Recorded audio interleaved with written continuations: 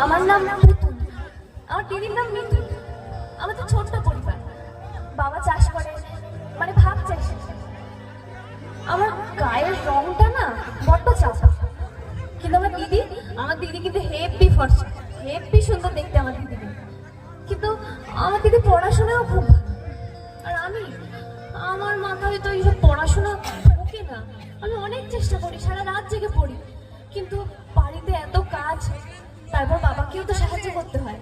আমার ফুল খুব ভালো লাগে। আমার চুলের পাশে সবসময় একখানা চুল গোল, একখানা ফুল গোজা থাকে। আমার নাম পুতুল। আমার বাড়িতে আমার মা আছে, ঠাকুমা আছে, বাবা আছে, আর দিদি আছে। আমার দিদিকে গ্রামে সবাই খুব পছন্দ করে। ময়ূকদাদার সঙ্গে তো দিদির বিয়ে কিছুদিন পরে। কিন্তু আমার কি হবে বলতো? আমাকে নিয়ে সবার বড় দুশ্চিন্তা।